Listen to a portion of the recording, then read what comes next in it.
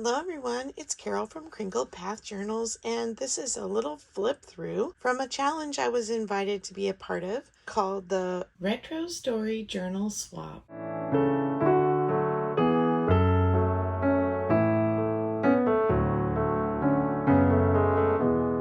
You may have already seen the unboxing if you follow Paper Confessions with Cara Mia. She is the host of this collaboration, and she was also my partner. So you may have seen my unboxing of the journal she sent me. The other participants were Bianca from BB's Closet Creations, Martha from Buy Mimi with Love, Meg from Chasing Retro, Jovi from Creating with Jovi, MJ from My Paper Journey, Dale from Not Too Shabby Chic, Tanya from Side Gig Crafts, and Angela the Traveling Crafter.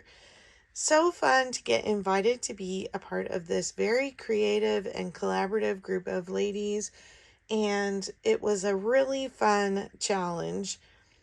So the challenge was to bring a spring love story by making a junk journal using a VHS sleeve for the cover. And it had to feature a location. It had to have an altered guest check, a vintage photo, an altered postcard, a special keepsake, and a secret message in a pocket, and then we could use trims, stencils, stamps of our choice, and add other embellishments. We were also supposed to include a story synopsis on a card or stationery. We were supposed to pick a movie between 1950 and 1990, but when I started, I immediately knew that I wanted to do An Affair to Remember. It's one of my favorite oldies.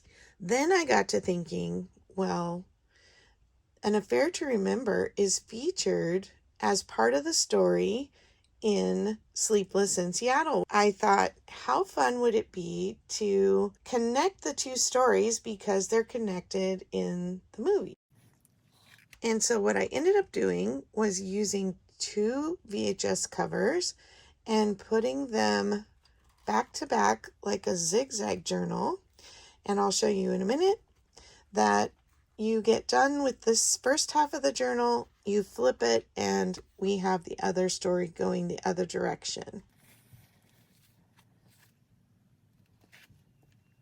Cara Mia wanted us to invent a story, write a little story, and I just am such a fan of these two movies that I really stuck to the stories in the movie, but what I ended up creating as original story writing was this card, which is a palindrome or reverse poem. And you read it one direction for An Affair to Remember, and then when we go to the other story of Sleepless in Seattle, you read it from the bottom up. So I'm going to read it first, and before I start the An Affair to Remember side of the story. Fate brought them together despite unlikely odds. In love with someone else, were they really? It was time to fully invest in a new romance. How does one truly know when loving again is possible? They discovered despite a loss, love goes on. So that's the way it's read for An Affair to Remember. And then I included quotes from the movie. Winter must be cold for those with no warm memories. We've already missed the spring. This is probably my last chance. It's now or never. So this couple met on a cruise ship going from Europe to America. So I had to include this little piece of ephemera with a postcard, Europe to America. And it's got a little journaling space on the back. It tucks right up under this little life preserver. And in this pocket here, I have a cruise ship diagram, something close to what they might have been on that lovely cruise where they met.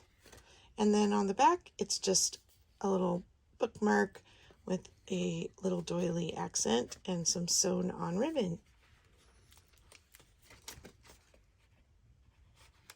Slides into this pocket here, and it sticks up kind of high, but I liked the tassels over the top of the journal. And I included some of these little heart paper clips so that if she wanted to expand the journal and add some of her own ephemera, she'd have a couple extras tucked in to use. There's a heart doily. And then here is the lyrics from a song that she sang in the movie, the main actress, Deborah Kerr, which I want to call her Deborah Care now because of Care from My Take at the Lake, because that's how she spells her name. So these are the lyrics to a song she sings, and it's from the title of the movie, A Love Affair to Remember. And right here, there's a little quote: "You go think in your room and I'll think in mine as we miss each other." There's a scene in the movie where they are afraid to be seen dining together, and so they get 2 tables for 1.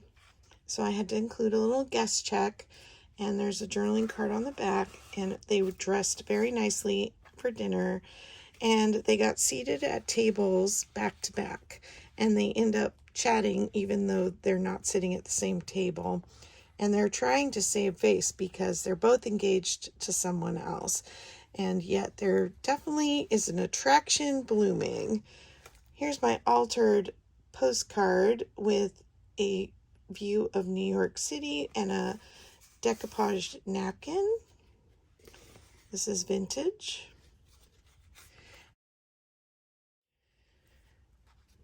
Then my keepsake is this 1950s Western Union telegram. And I was kind of imagining that this was to maybe the fiance of the man in the story, her parents, because she was finally engaged and Aunt Ruth was really excited about it. But if you know the story, their connection made them doubt who they were engaged to at the time. This is another lyrics from a little song that plays in the movie that says, "You make it easy to be true." I included some romance music. They stop into a church when they visit his grandmother on the way, and they both pray. And you don't know what they're praying about, but you can guess that they're praying, is this the right thing to do? Should I be not marrying the person I'm engaged to, and should I be with this person? The grandmother has a quote in the movie, and it says, "The artist in him would create, the critic in him would destroy." And I just put it in there because as creators, we can be our worst critic, and sometimes we tear ourselves down when we really should be making statements about our art in a positive way. Even if it's something that doesn't turn out the way we want, we need to use words like, "I was practicing," or "I did this part of it better than I did last time." So I thought it was fitting for a junk journal to have that quote in there. We have a Central Park location, and I included some little crystals that hang down here at the bottom. Here I have another little bookmark, and on the back it's a quote from the movie about where they were going to meet. "The Empire State Building is the closest thing to heaven in this city. July 1st, 5 p.m., Empire State Building, 102nd floor."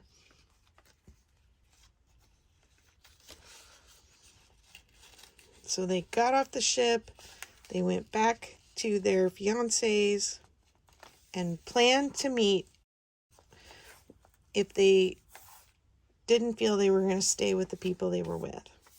So in the movie, she goes back, she stays with her fiancé.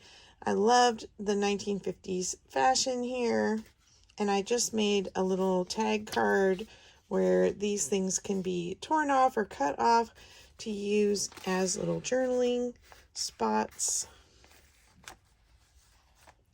This paper is some of my avocado dyed paper. I just loved the soft muted pinks and purples for this journal. Here we have another quote and another journaling card. "It was the nearest thing to heaven. You were there."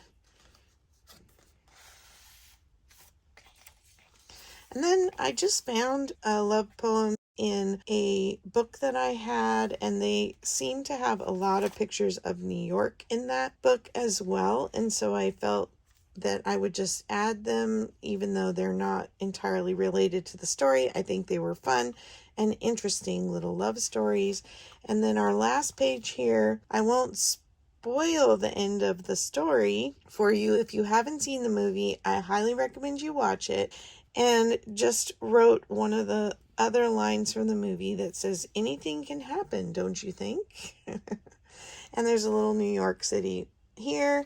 And then in the center of the book, I have this card that pulls up, and I drew a picture of the Empire State Building. Just a really rough little sketch. And that is the center of the book.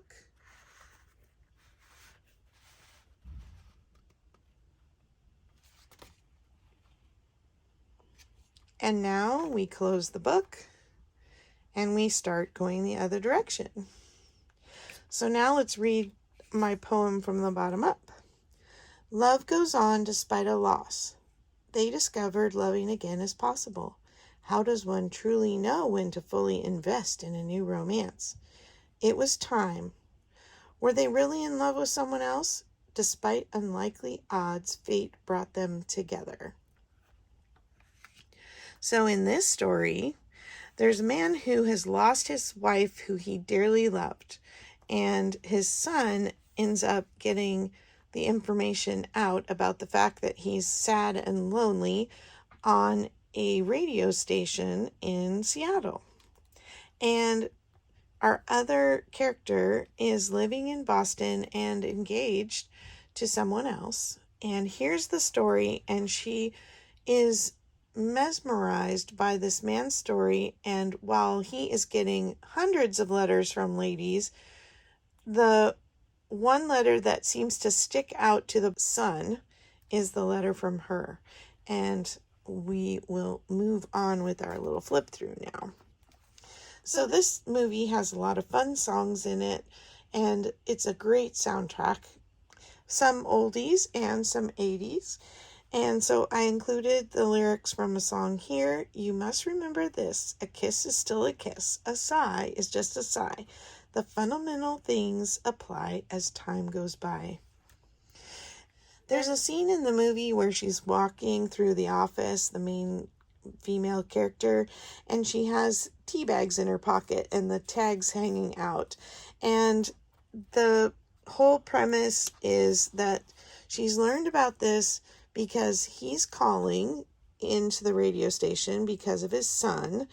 And so I have a bunch of phones on this little journaling card. And then she is listening on a boombox on the radio in a closet at her fiance's house on the other side of the country. So I had to include a boombox in there. And then I put this Voice of America radio tower stamp here and a little definition about the radio, because the radio is how they got connected. Here's another line that he explains to the radio host how he knew he was in love with his wife. And it just says, I knew it from the first time I touched her. It was like coming home, only to no home I'd ever known. I was just taking her hand to help her out of a cab, and it was like magic. So the woman and her best friend keep walking by the television during the process of the movie, and they keep seeing scenes from an affair to remember. And it was kind of a catalyst for her to keep thinking about possibly trying to meet this person. And I included this little piece of stationery just because it was cute, and I loved the colors and the flowers, and it's all embossed. They knew it. Time, distance, nothing could separate them because they knew it was right. It was real. And this is another quote. I believe she was talking about this couple. when she said that. I have another Central Park picture for my center fold on this side of the journal as well as the other side. I have a postcard here, and it's got journaling space on the back. And then here is a little letter in an envelope. And this is the letter that the man's little boy sends to her. And he writes as if he's the man. But the letter is very odd to be coming from an adult, and she kind of thinks it's funny. Thanks for your letter. You sound neat. We are very excited about meeting you in New York on Valentine's Day to see if we are MFEO, which was short for made for each other. See you soon, Sleepless in Seattle.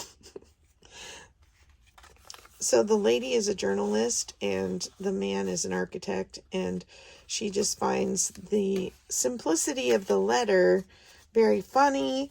She doesn't realize that the little boy has written it, unbeknownst to his dad. By the way, I'm supposed to meet someone. He's probably not there, but if I don't look, I'll always wonder, is another line from the movie. We have another journal card. And again, I won't spoil the end of the movie, but we do have a New York plane ticket. It's you. I saw you in the street. We'd better go, shall we? It's nice to meet you. There's another line from the movie.